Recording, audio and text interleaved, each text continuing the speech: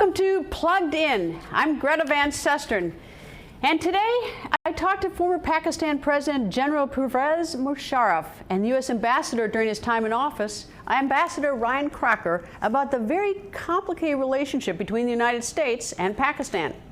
Now, we're live on Facebook at Voice America, and we want your comments and questions. Strained? Well, that's an understatement when describing the relationship between the United States and Pakistan. Earlier this month, both countries firing back at each other by restricting travel by diplomats stationed in each other's country. And then back on January 1st, President Donald Trump tweeted, "The United States has foolishly given Pakistan more than $33 billion in aid over the last 15 years. And they have given us nothing but lies and deceit, thinking of our leaders as fools. They give safe haven to the terrorists we hunt in Afghanistan with little help. No more." Well, then, a few days later after that tweet, the Trump administration did suspend nearly $2 billion in military and counterterrorism aid, accusing Pakistan of not doing enough to crack down on extremism. I recently spoke to Pakistan's former president, General Pervez Musharraf, about Pakistan's relationship with the United States and the recent news that President Trump is pulling the U.S. out of the Iran nuclear deal. Well, I believe in non-proliferation. So previously, when President Obama reached a deal with Iran, there was a lot of instability in the region, especially in the Gulf and Saudi Arabia. On the side US is taking, I think they feel much more comfortable now. So we have to balance out our relations. US has to balance out relations between the Gulf and Iran, because there are a lot of sectarian issues involved here. Well, recently, Pakistan has put a limitation on the movement of U.S. diplomats in Pakistan. That was in response to the United States doing the same to Pakistani diplomats here in the United States. Has the relationship between the United States and Pakistan, is it deteriorating? Yes, indeed. I mean, it saddens me especially that the relations between Pakistan and United States are maybe at their lowest ebb. I think there is an absolute requirement of sitting together and resolving whatever cribs each other has against each other, and that relates really to Afghanistan and what is happening in Afghanistan.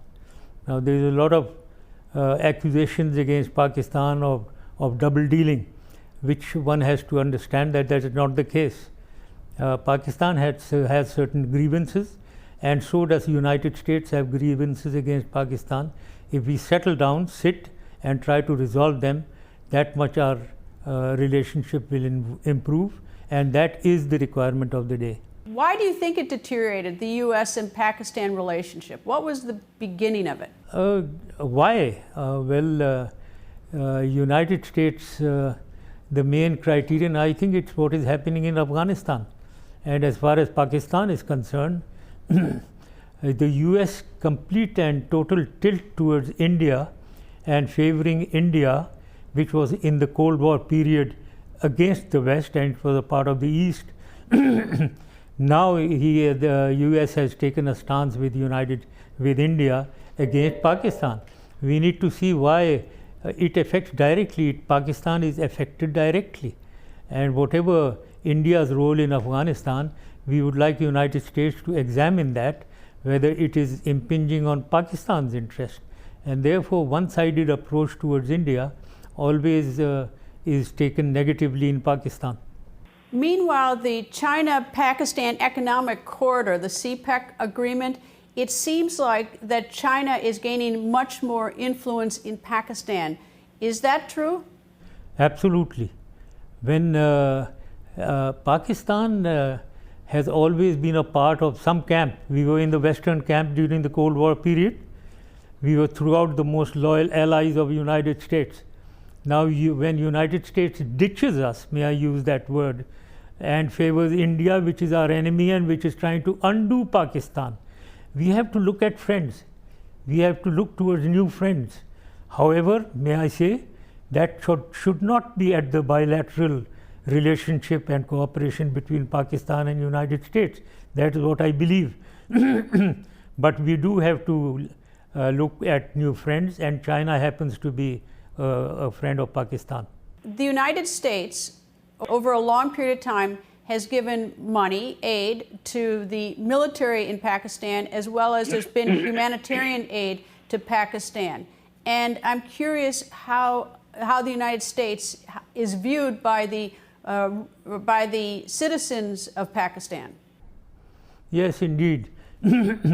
This is a great anomaly here. If you look back to history, while we were in the US camp, while we were the members of SEATO and CENTO, these were defense pacts with United States. After the 1965 war with India, we were put under sanctions because we were not supposed to use the weapons given by United States against India. However, then these sanctions carried on till 79, when we started the Mujahideen, or we started the war against Soviet Union assisting Afghanistan. Till 1990 we were again very good friends. Everything was happening from Pakistan, and people of Pakistan accepted whatever was happening through Pakistan. But then in 1990, once Soviets were defeated, again the Pressler Amendment was put in. And do you know that 40 F-16s of Pakistan, for which we had paid to United States, they were not released to us. In fact, we were being asked to give parking money for those aircraft. And then we lost again, our relationship went down again. Then after 9/11, it went up again. So it has been a roller coaster drive between US and Pakistan. We don't understand why United States ditches us and then comes back to us. We want to be friends after whenever they need us. The people of Pakistan think that way, that whenever United States needs us, we become friends, and when they don't need us, we are ditched. That should not be. It should not be such an acute drop or rise in relationships. Well, one of the huge controversies in the United States looks at Pakistan, is the fact that A.Q. Khan, who is considered the sort of the father of the nuclear weapon in Pakistan, was trading technology to other nations. It's believed that he traded some nuclear technology to North Korea. That was, one of the reasons why I think the United States had a falling out with Pakistan. Am I wrong? No, you are not wrong.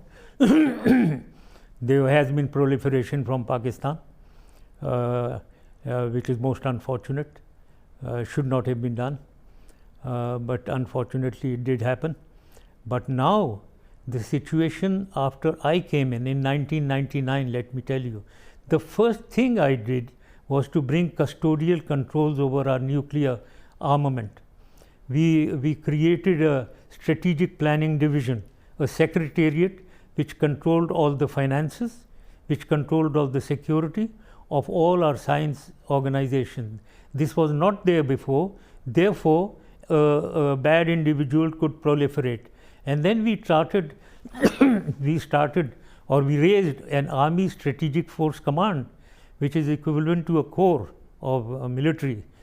And now these assets of ours are under their very good command. This all was created later, and I don't think there is any chance of proliferation now at all. The reports are that Pakistan is the third largest stockpile of nuclear weapons in the world, behind the United States and Russia. Do you believe that to be true? Now, I don't know what you asked really accurately, but I would also like to say that why is there a very biased opinion between India and Pakistan? India is also nuclear. Nobody asked them. And the United States must know, why did Pakistan go nuclear? It was because India exploded its first bomb in 1974, and they challenged Pakistan. We had an existential threat from our east, and that is what forced us to go nuclear. So nobody in the United States asked India to have stopped that. It is only Pakistan. So I think this is a one-sided approach, in spite of the fact that Pakistan has been the most closest ally of United States. always in difficult times. Did North Korea get its nuclear technology from A.Q. Khan? Well, there is not enough proof of it, let me say. Whatever transactions went on, it is not that North Korea was totally 100% dependent on Pakistan. Do you know if North Korea got technology from any other nation for their nuclear weapons system? Well, we did proliferate with Iran, that is known, but no other. I don't think A.Q. Khan managed to ingress into any other country or had relationship. He may have tried, but he didn't succeed. Dr. Afridi is a Pakistani who helped the CIA locate Osama bin Laden in Pakistan. He is currently in prison. Do you think Dr. Afridi should be released from prison? Yes, this is a case which I know. I do understand, which is an irritant to United States. But purely on merit of the case, let me say that how can a person, would you allow a person of United States, a US citizen, dealing with ISI on a very, very sensitive issue of national importance to United States, and they are not, the man is not dealing with US CIA, but with ISI of Pakistan. I mean, that is his guilt, and therefore the man has been punished. But that is one of the irritants. As I said, the US and Pakistan should sit together and see whether we can resolve this irritant and exchange a more accommodating stance from United States towards Pakistan and Afghanistan, because we have a terrorist sitting there, who Fazlullah, and we know that the Afghan intelligence and RAW of India, they know it, and I suppose United States also knows that he is there. We also know that India is totally intruding into Balochistan of Pakistan through Afghanistan, and United States is turning a blind eye to that.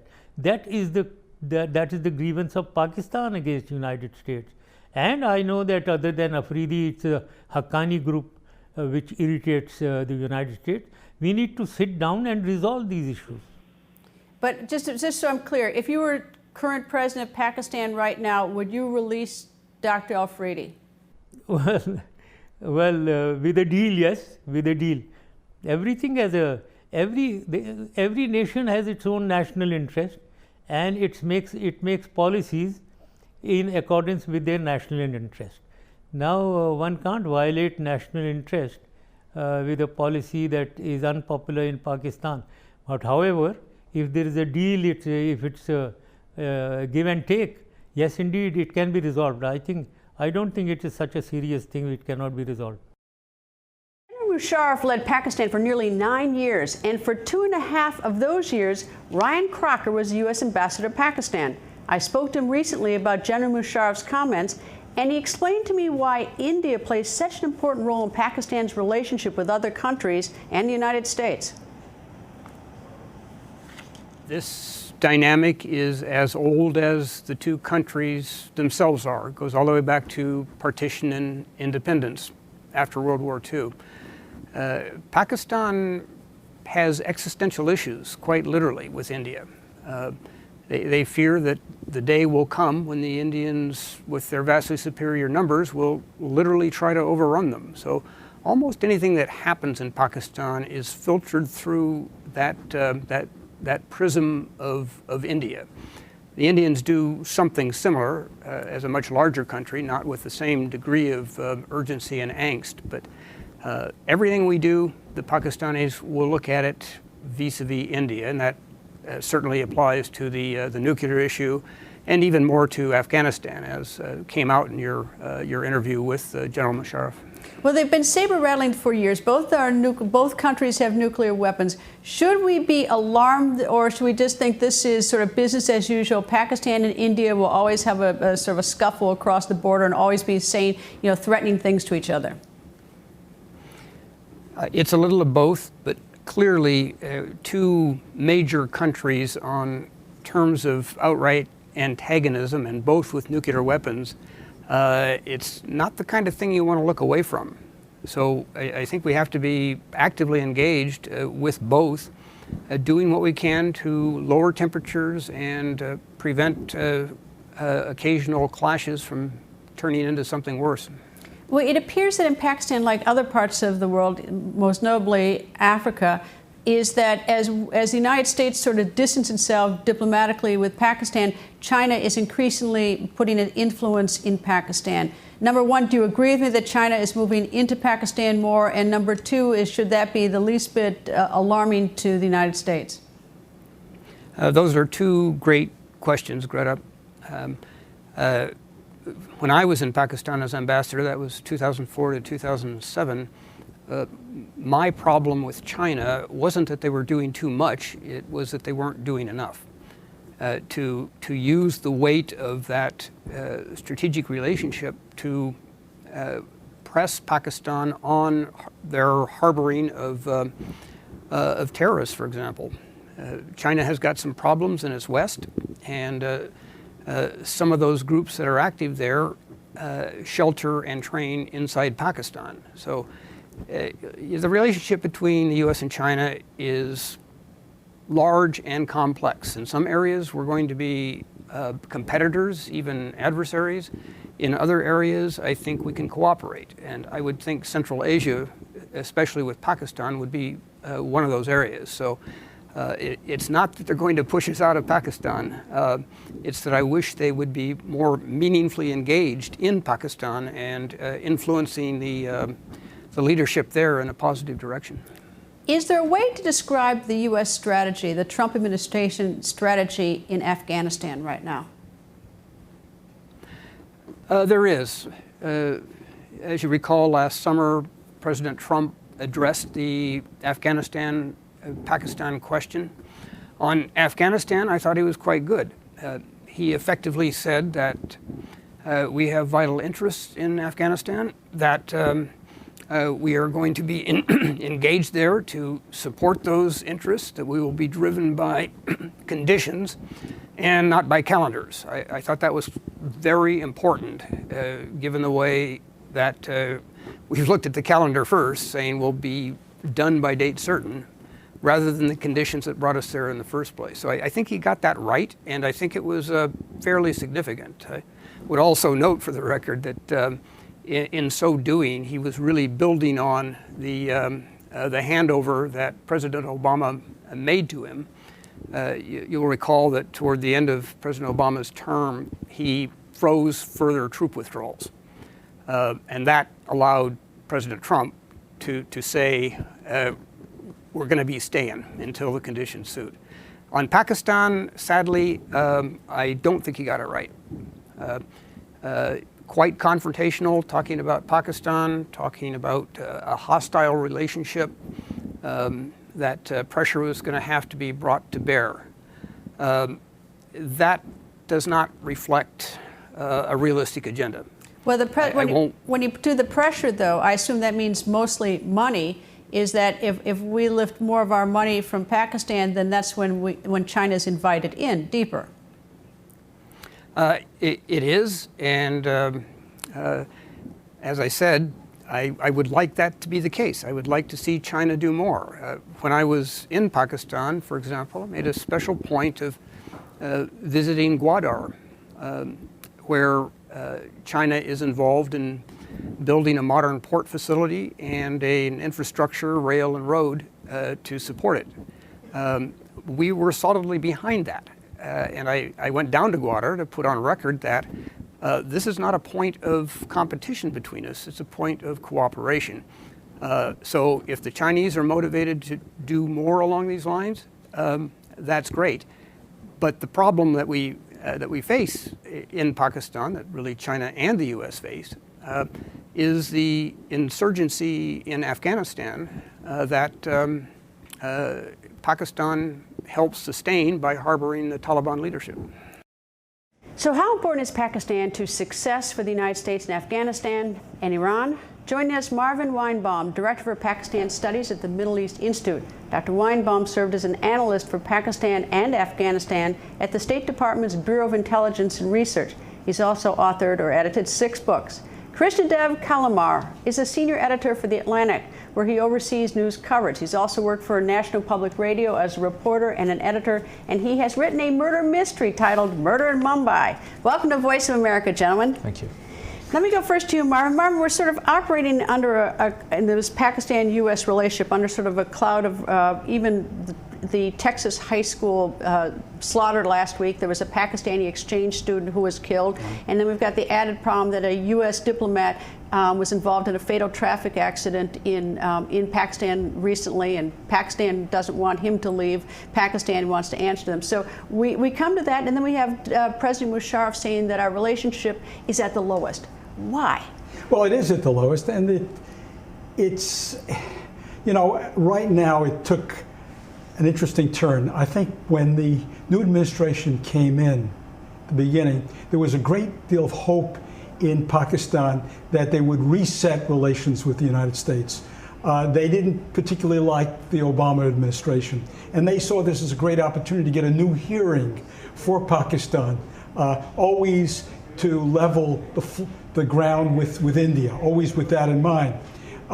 But what they have discovered, and as was pointed out here, particularly in the president's first tweet of the year, where he insulted them, this was taken in a very hard fashion there, and ever since, really, it's never gotten back on. And I might mention that coming up to the present moment, we've seen a particularly unfortunate development, and that is both sides have now restricted the diplomats of the others' embassies, and that's something you do with your enemies. It's not something you do with your partners. You know, Krishnadev, President Musharraf talked about the United States claiming basically that they're fair weather friends, that the United States is constantly ditching Pakistan. On the other hand, I was actually traveling with Secretary of State Hillary Clinton when she was Secretary of State, in which she was announcing a $5 or $7 billion aid package to Pakistan, but that the United States wanted to know what they were going to do with the money, and Pakistan was deeply insulted. They said there were strings attached. Now, I think, and correct me if I'm wrong, if you've written saying that you think this more muscular approach by President Trump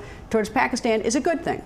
I think it is a good thing because the U.S. has spent billions of dollars on especially military assistance to Pakistan, and you know, as the president has tweeted, the perception is that there's very little that's been received in exchange for it. You know, Afghanistan, which is the centerpiece of one of the centerpieces of the Trump administration's foreign policy, is still pretty unstable. Pakistan is still seen as doing insufficient amount to curb militant activity there. Well, I think it's even a little bit further, and I think what Nikki Haley, the U.S. Ambassador to the United Nations, and the President have either said or intimated is that they're actually hiring terrorists in Pakistan who are killing U.S. soldiers, troops in Afghanistan. That's right, and I think it's perfectly fine to ask where is our money going? I think it's a perfectly fine question to ask, and I mean, you may quibble with the manner in which it's being asked in public on Twitter, but it's a perfectly fine question to ask. You know, Marvin, this expression, you bite off your nose to spite your face, to the extent that the United States and President Trump is more muscular in his approach towards Pakistan, China moves in. I mean, to the extent that the United States pulls out, China is getting very involved economically. I wouldn't see it in either or. I think Crocker was right on this. They've got a role to play that we're not. They're putting in $60 billion, at least promised investment. That could have an enormous impact on stabilizing the Pakistani economy, which is not in great shape. That's in our interest, because if they can create a comfortable, stabilized Pakistan, there's a much better likelihood that Pakistan can take the hard decisions that they've got to do against their extremist groups. While they have their back up against the wall, they are really at the mercy, really, of some of these groups. And we've seen that over the last several years, where these militant extremist groups have been gaining ground. And to the extent that Pakistan, again, is destabilized, that's in their interest. Krishnadev, map this out for me. Where is this going, the harsher policy towards Pakistan? Where are we going to be 2 years from now on this? I think it's very hard to obviously predict where we're going to be in 2 years. I think there probably will be escalation of some sort till, this has happened multiple times before, right? So you've had cases where the previous administrations, including the Obama administration, have put increasing pressure on Pakistan. There has been a break in relations, and then they've sat down negotiated their differences away, and then we go back to square one. And I think we're at that stage where the U.S. is putting pressure. At some point they'll come and talk, and we'll have to see what happens after that. You know, I thought it was interesting what President Musharraf had to say about Dr. Al-Afridi, who is the man who helped the CIA find Osama bin Laden, and he basically his approach he said we wouldn't want the United States wouldn't want to be told what to do about people who cooperate with foreign people in our country. However, it's a little different situation, is it not, Marvin, in that we were supposedly on the same team going after Osama bin Laden, and they were hiding him. Yeah, they knew where he was. Yeah, that's exactly. We were supposedly doing something which was in mutual interest of both countries. And in fact, their initial response when we had the raid and took out Osama bin Laden was a positive one.